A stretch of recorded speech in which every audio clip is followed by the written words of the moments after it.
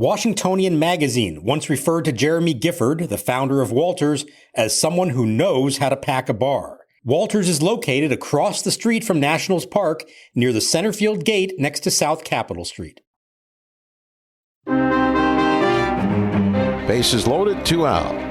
Griffin, the 1-0 delivery, swinging a ground ball to third, fielded by House, boots it, picks it up, no play, run scores, bases still loaded, and the Brewers lead 1-0. That'll be the 6th error of the year for Brady House on a routine ground ball to third. And the pitch, swinging a ground ball through the hole to base hit left field. Sanchez scores from third, rounding third. Bowers coming home, he'll score. The throw will go into third. Rengifo stopping at second. And with the error with 2 out after a single and 2 walks, now this hit. And the Brewers have put a crooked number on the board. It's Milwaukee 3 and Washington nothing.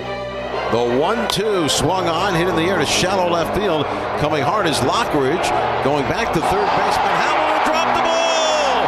Now racing for second. Young, he'll get there. Runners on first and second. Nobody out. Hamilton took his eye off the ball and just missed it. Right here, the Brewers 4, the Nationals 1. 2 on, 2 out for the Nationals. Bottom of the 9th inning, 2 balls, 2 strikes. To the pinch hitter, Jorbit Bibas for the left side against the right-hander, Uribe, who comes set. The kick, here it comes, swinging a ground ball right side, fielded by Bowers. He'll take it to the bag himself. The first baseman makes the unassisted play, and the game is over. The Brewers have won the first 2 in this series. And welcome to Nats Chat. I'm Al Galdi, host of the Al Galdi podcast. My usual co-host, Washington Nationals insider Mark Zuckerman of NatsJournal.com. He is off for this installment of the podcast, but I'm joined by the creator, owner, and executive producer of the pod, Tim Shovers. Saturday was Star Wars Day at Nationals Park. We had a bobblehead giveaway. We had various Star Wars-themed activities at the ballpark, including a lightsaber training class. How about that? Heck, fans were invited to come dressed in their favorite Star Wars attire. This was quite the day. By the way, if anyone dressed as a Star Wars character while wearing a Nats Chat podcast t-shirt, we absolutely want to see that photo. But the Nats did lose on Star Wars Day, a 4-1 loss to the Milwaukee Brewers at Nationals Park on Saturday in Game 2 of a 3-game series. This off the 6-1 loss on Friday evening. The Nats and MLB's 2026 regular season fall to 15-19, 3-12 at home versus 12-7 on the road. The Nats have by far the worst home record in MLB. You can find us on X at Nats_chat. You can find us on Blue Sky at Nats Chat Podcast. You can email us natschatpodcast@gmail.com. And if you would like a Nats Chat Podcast t-shirt, we have a website at which you can purchase a t-shirt, natschatpodcast.com. Tim, it was your question during Nats manager Blake Butera's pregame session with reporters on Friday afternoon that seemingly annoyed Butera. The question was regarding the home road disparity. I promise you we're not trying to lose at home and win on the road. We're just going to try to play our best baseball regardless of where we are. That disparity now is even larger. Yes, and I have a little bit of an explanation, I think, to the inability to win at home. And today's game ties into that. The Nats are now 0-5 this year when trailing in the top of the first. So when they fall behind before they get their first at-bat, they don't win. And there was a game against the Giants this year where it was a scoreless first, but they gave up 6 runs in the top of the second. So you get where I'm going with this. This is a continued theme for home games this year, falling behind early. Yeah, the Nats in this game gave up 3 runs in the top of the first, scored a run in the bottom of the fourth, but gave up a run in the top of the eighth, and that was it for scoring in this game. The Nats actually out-hit the Brewers 9-7, but the Nats committed 2 more errors. We'll get to the bad defense, and this was another sort of lackluster performance by the Nats. We've seen a few of these here lately. We were not seeing these with any real frequency as of a few weeks ago, but these have started to creep up here. So this was a really frustrating game offensively, too.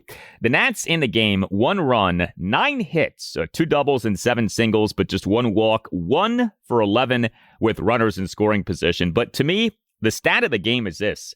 The Nats in 7 of the 9 innings got the leadoff man on, and yet the Nats scored just the 1 run. I mean, how often does something like that happen? You get the leadoff man on in 7 of 9 innings, and yet you finish with just 1 run. So frustrating. Was the bottom of the 9th inning. The Nats get the first 2 batters on base. We get a Jacob Young leadoff single. We then get a gift of a fielding error by the third baseman, David Hamilton, who just completely butchered the fielding of a pretty routine fly ball in shallow left field. So Dalen Lyle is safe at first. Young is on second. First and second, nobody out. Nats down 4-1. Jose Tena strikes out swinging. Luis Garcia Jr. pops out to shortstop. And Jorbit Bibas grounds out to first. And that's the end of the game. And this was the Nats offense for so much of this game. Guys got on base, but the Nats just did so little with those guys on base. So much about this loss today feels like a 2022 loss, which is fall behind early. Game feels like it's over.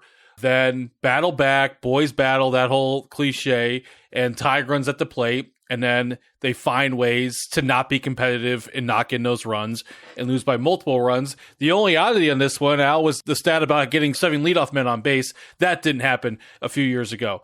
But just a really blah loss, as you said. And in the 9th inning, like when you have action like that in the base pass with no outs, you got to have some sort of action going on, some sort of competitive juice to the situation, and then that just went down easy 1-2-3. Yeah, and you have Bibas making the final out of the game with James Wood up next, and you're just like, man, if Bibas could have just found a way to prolong the game, what might have happened with Wood coming up? James Wood in this game as the Nats starting left fielder and number 1 batter, 2 for 4 with a couple of singles. So CJ Abrams as the Nats starting shortstop and cleanup batter, 1 for 3 RBI single and a walk. But he did commit a fielding error. But another game in which the Nats struggled against the Brewers starting pitcher. We on Friday evening saw the Nats get work by the Miz, Jacob Mizorowski. The Nats in this game on Saturday struggled against Brewers starting pitcher Kyle Harrison. He allowed 1 run in 6 innings, 5 strikeouts versus 1 walk. So, you look at the Nats offense, which overall still has been good and which for a while was on fire. And the last 9 games, here are the Nats run totals in those 9 games, all right? 2, 4, 6, 2, 0, 14, 5, 1, 1. With the exceptions of the 14-2 win at the Mets this past Wednesday evening, you had the 5-4 win at the Mets on Thursday afternoon. If you want to go back to the 6-3 10-inning win at the Chicago White Sox, now 2 Saturdays ago, April 25th, with the exceptions of those games, the offense has cooled off. Now, there are ebbs and flows with every MLB offense over the course of a regular season. So even like a really good offense is going to have, 5-game pockets, 10-game pockets in which the offense isn't so great. So I don't want to analyze what we're seeing right now, because it could be that the Nats come out on Sunday afternoon and scored 9 runs. It could be that a week from now, the Nats are right back to scoring 5-6 runs a game. But if we're looking at what we have seen over these last 9 games, the offense, with the exceptions of a few games, has calmed down a bit. And, just 1 run in each of the first 2 games of this series so far. I don't want to say that has become normal, but that is not exactly shocking, because in recent days, we have seen the offense not be at the level that the offense was at just, a week or so ago. This was probably to be expected, but I think this is worth noting. I'm with you on the not overanalyzing, because we're at a tricky point in the season where there's been a month of sample size, but also it's still just a month, as you alluded to. But this offense, Al, like Jacob Young hit 5th today. That's kind of one of the bottom lines here. There's just not a lot of big sticks in this offense. So it was fun while they had that stretch going, and that might return. But given what you see on paper with the offense and how many, I don't want to call them easy outs, but not exactly difficult outs are on there, you can see having stretches like this. Well, for all of the good from the offense so far, once you get past the big 2 of CJ Abrams and James Wood, you do have a lot of guys who have unimpressive stats. Abrams and Wood, in a lot of ways, have carried this offense. Abrams' OPS is at 938. Woods is at 916. Once you get beyond those 2, listen to these OPSs. Dalen Lyle, 696. Brady House, 642. Jacob Young, 624. Luis Garcia Jr., 607. Nasim Nunez, 534. Keibert Ruiz, 515. Drew Millis, 405. Those are pretty bad. Okay, now, I purposely left out someone like Joey Wiemer. Now, he's cooled off since his hot start, but still 946 OPS. Okay, that's been wonderful. Curtis Mead has done a lot of good things, 761 OPS. But like when you're talking about the regulars, Abrams and Wood have been really good overall. And then after that, there actually hasn't been that much good. And it's a funny deal because, again, the offense overall still has good numbers, but it's frightening to think about what would happen if Abrams and Wood went into funks, or even if just one of those guys went into a funk. What might happen with this offense? I really would like to see other people get going, and I'm thinking primarily about House and Lyle. You know, I would love to see this offense with all four of the big four going strong. Abrams, Wood, House, and Lyle. Like, how great would it be if in the month of May, all four of those guys did well to the tune of like each having, say, an 800 OPS for the month or something like that. But it would be so good to see all four of those guys going well at the same time. We actually haven't really had that yet so far this season. But, you know, Abrams and Wood are the foundation, of course. But, you know, too much is on those guys right now. And if they're not producing, then I think the entire sort of makeup of things changes a bit here, and it becomes a real struggle for this team offensively. They absolutely are the big two. It's a very top-heavy lineup, and I agree with you that the part to focus on and the troubling aspect of it are Dalen Lyle and especially Brady House. Lyle's flirting with a 700 OPS, slow start, improved. We know how well he ended last season. But Brady House, and obviously we're going to get to the glove with House in this episode, but 642 at third base isn't just going to cut it as an OPS. Nowhere close. And we are getting increasing amount of at-bats here with Brady House, and it is like time to turn it up, and that OPS should definitely be in the 700s. And then the catching, which is obvious. We've beaten the catching to death. But, man, what was it, 500 and 415 between Ruiz and Millis? I mean, they can't even get 1,000 between the two of them. So that just lays out the state of affairs at catching. But I'm with you. Any bat needs to improve in May. It's Brady House. And we know he has the talent to do that. We, of course, saw the grand slam a few games back. The catching is just so bad in terms of the offensive production. Again, Ruiz, 515 OPS, Millis, 405 OPS. We've talked about Harry Ford. He's not killing it for AAA Rochester. You know who else is at AAA Rochester? Riley Adams. And I know Adams hasn't exactly set the world on fire during his time at the major league level, but I do wonder at what point do we maybe see Riley Adams be given an opportunity to be part of the catching mix at the major league level just to change things up here, because this is some bad offense from the catching position that we are seeing from the Washington Nationals so far this season.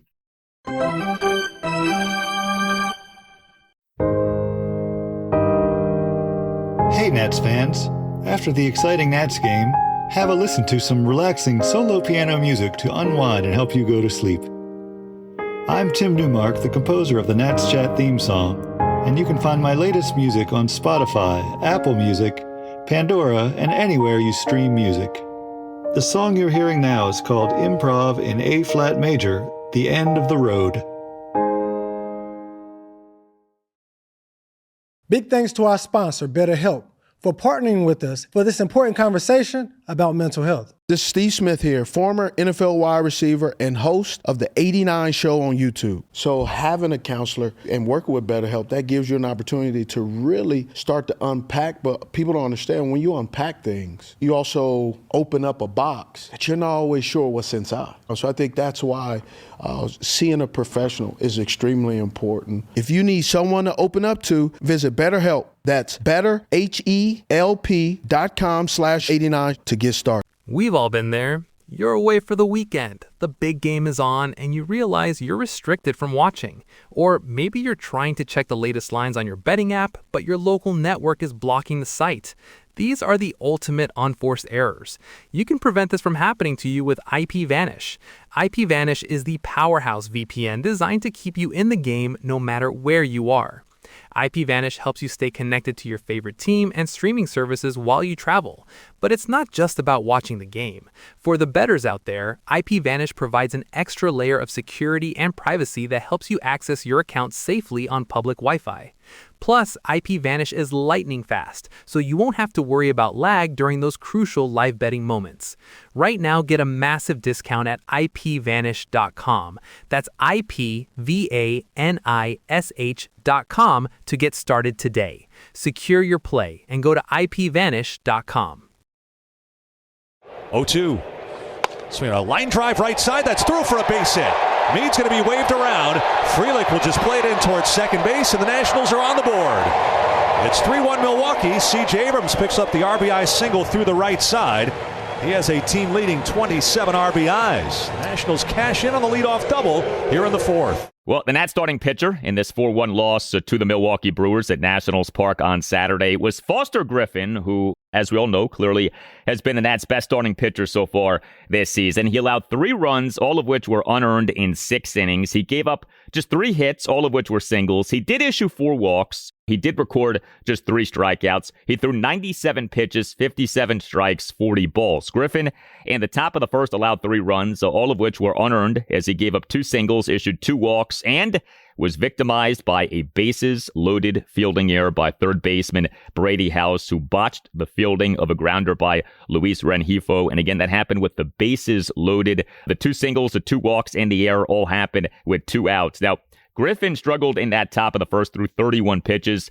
He, over the rest of his outing, tossed 5 scoreless innings on just 66 pitches. I actually will call this another good outing from Foster Griffin.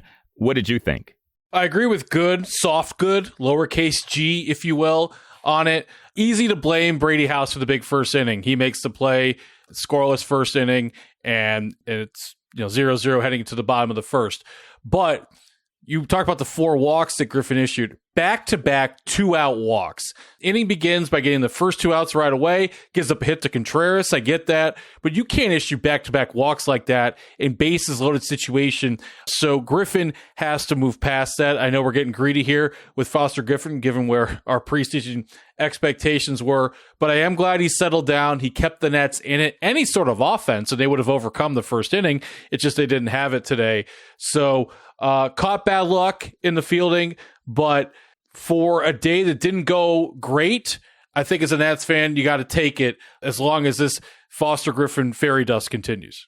Yeah, and he ate up some innings, 6 innings, and he was very good after that first inning. So, Foster Griffin, I mean, I don't think you could say enough good things about what he is providing given what he has been, right? Age 30 season, spent the last 3 years in Japan, had never started an MLB regular season game prior to this season. Like, who knew what to expect? And here we are now, 7 starts, 2.27 ERA, 1.08 whip. I mean, if I said to you right now, who are the legitimate candidates to represent the Nats in the All-Star game?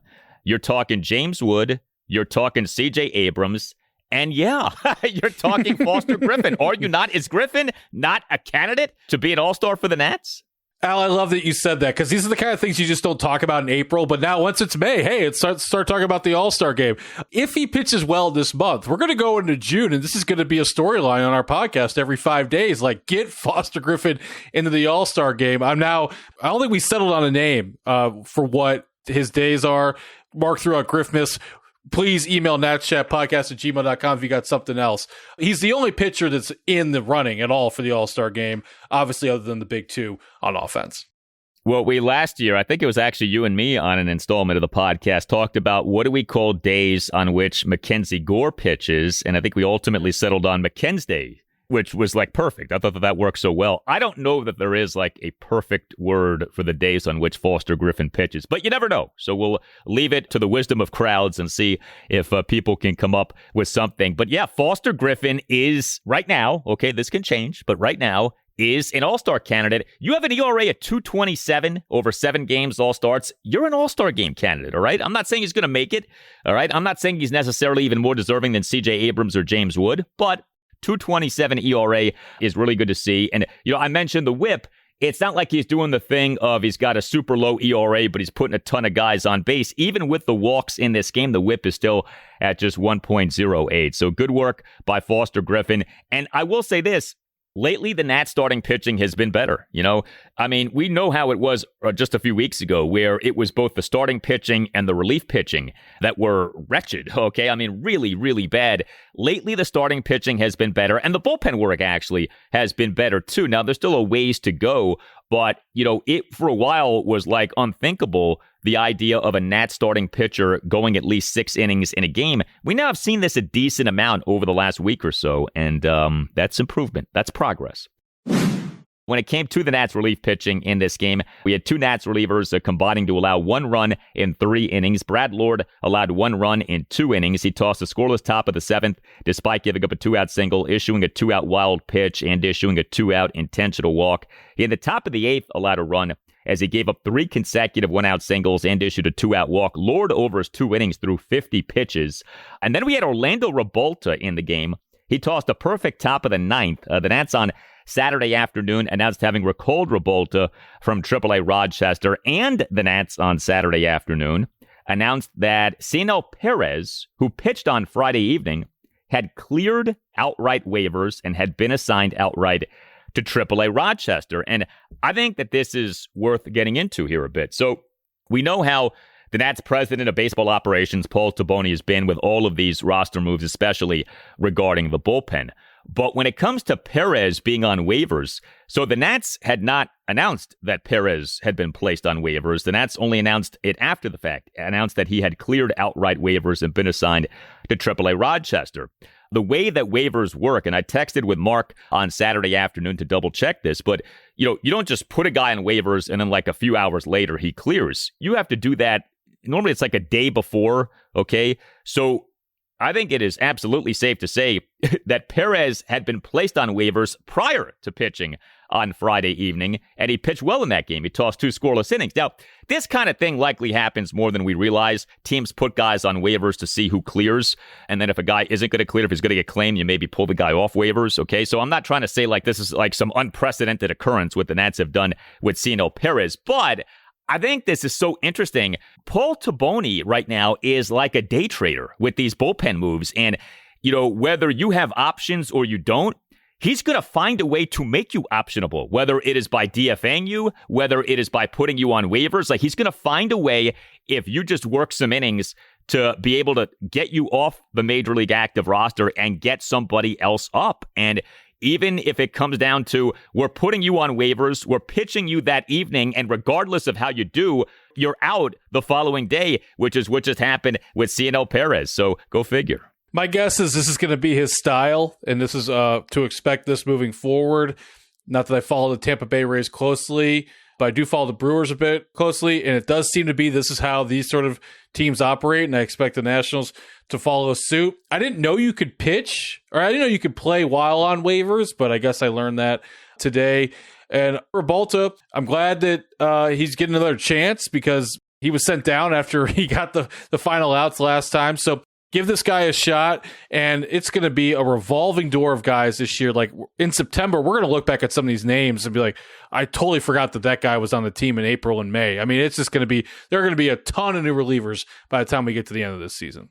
Well, and remember, Ribalta previously had fallen victim to this process by Taboni, where Ribalta had pitched well and he still got sent down. And now he's back up, and Cionel Perez, who pitched well on Friday evening, he ends up being sent down, although, in a roundabout way. Again, he was put on waivers and then was assigned outright to AAA Rochester. But, I think if you're a Nats relief pitcher, I don't think you take any of this stuff personally, honestly. Like, I think you just have to recognize, like, this is how the organization now does business. And even if you pitch well, you might find yourself back at the minor league level just because you just pitched and the team wants to get another fresh arm up. And this is how a lot of teams operate. Like you just said, this isn't, a unique thing that Paul Taboni is doing. It's unique to us because this team had not operated in any way close to this way ever, really. But now this is how the Nats are operating, and it's just so interesting to follow. Now, keep this in mind, too.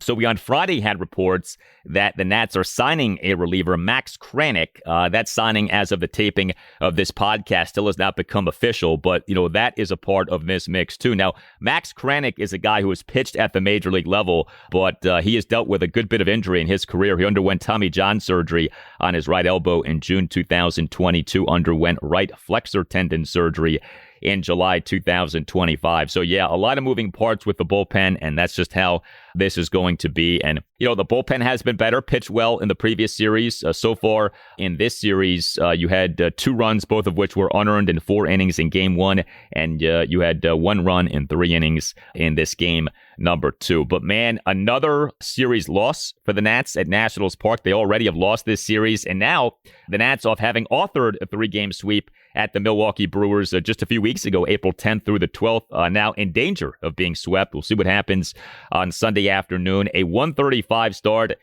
Zack Littell is the Nats starting pitcher. What is going to happen with Zack Littell? He is reeling right now. There is not a pitcher on the staff who needs a good outing more than Zack Littell needs a good outing, and the onus is on him to prevent the 3-game sweep, or at least to put forth an outing that helps to prevent the 3-game sweep.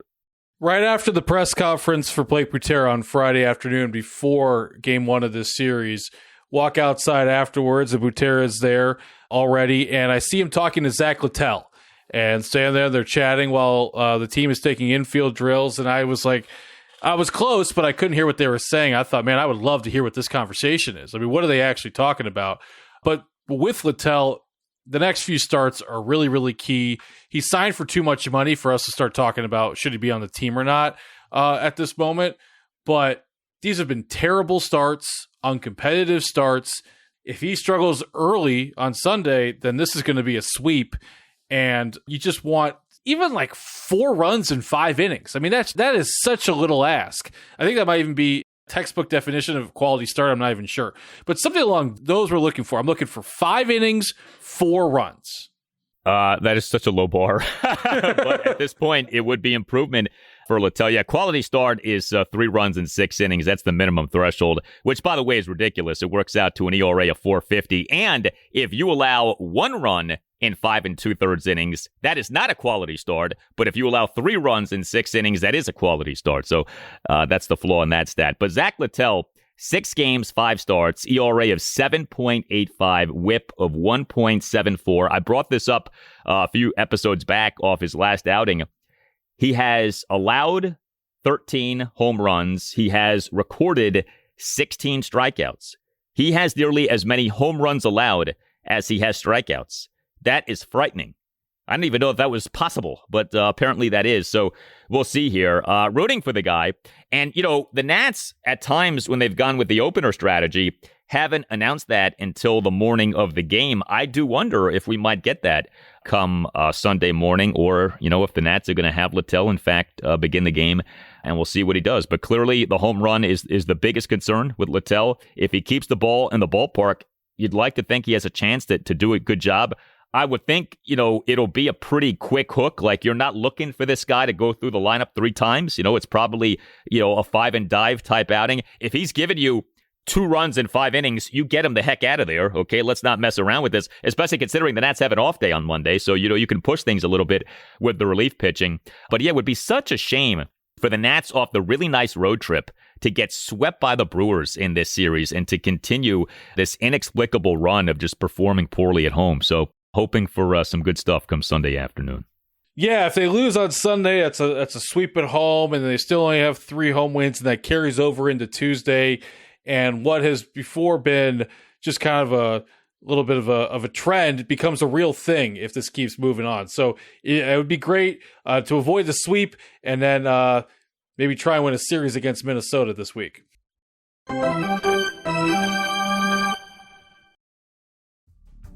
Baseball fans know every pitch can change a game. Playoff hockey is just as intense. Every shift, every second matters. NHL on TNT has the best coverage, with stars like Paul Bissonnette bringing laughs and Wayne Gretzky breaking down the action. The studio crew makes every game feel bigger, just like a big Nationals win. Playoff hockey is unpredictable, physical, and full of overtime drama. If you love sports, you'll love the energy. Watch the Stanley Cup playoffs on TNT, TBS, truTV, and HBO Max.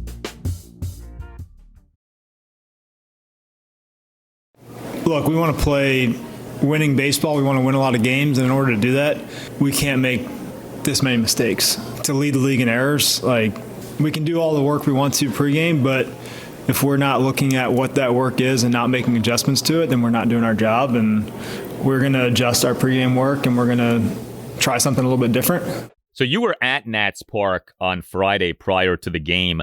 What do you sense is the vibe with Nats fans so far with this team off what has happened this season?